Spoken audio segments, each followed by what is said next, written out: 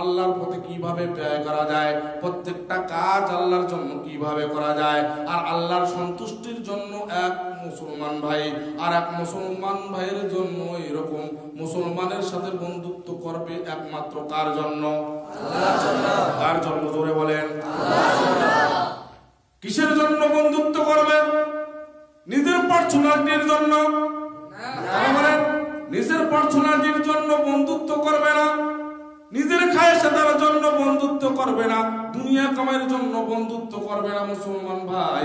এই জন্য বন্ধুত্ব করবে যেন আল্লাহর কোরআনের আইন এই পৃথিবীতে বাস্তবায়িত হয়, এই জন্য একমাত্র মুসলমান ভাইয়ের সাথে বন্ধুত্ব করবে।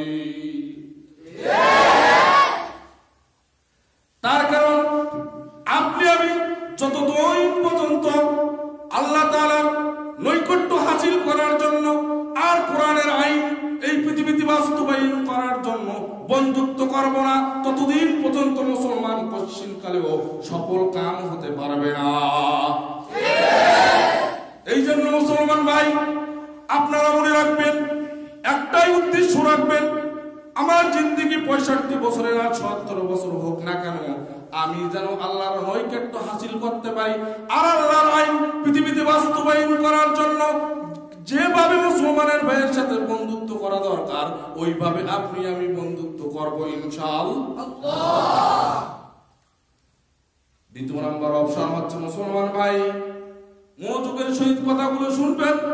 আপনিও পৃথিবীতে থাকবেন না, আমিও পৃথিবীতে থাকার জন্য কোন মানুষ এই পৃথিবীতে কিন্তু আসে নাই।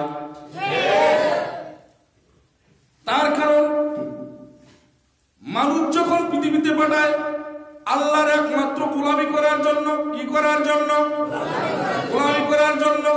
আল্লাহ রাব্বুল আলামিন অন্য জায়গায় কোরআনের মধ্যে ইরশাদ করতেছেন, ওয়ামা খালাকাতুল জিন্না ওয়াল ইনসা ইল্লা লিয়াবুদুন। আল্লাহ রাব্বুল আলামিন বলতেছেন যে একমাত্র আমি মানব জাতি জিন জাতি সৃষ্টি করেছি আমার গোলামি করার জন্য। কার জন্য বলেন তো দেখি? আল্লাহর গোলামি করার জন্য সৃষ্টি করেছেন। আর আপনি আমি যদি এরকম কি গোলামি না করতে পারি, আর এই আপনার আমার অতিবাহিত জীবনগুলো যদি আল্লাহকে মাইনাস করে হয়, তাহলে আপনার আমার নাম মুনাফিকদের কাতারে যাবে। বলেন নাউজুবিল্লাহ। এই জন্য আমি কথাগুলো বলতেছি মুসলমান ভাই, পৃথিবীতে থাকবো না যেমনি ভাবে, উদ্দেশ্য যদি আল্লাহর না হয় আর আল্লাহকে রাজি খুশি না করতে পারি, তাহলে আপনার আমার চুল পরিমাণ আল্লাহর কাছে কোনো দাম নাই।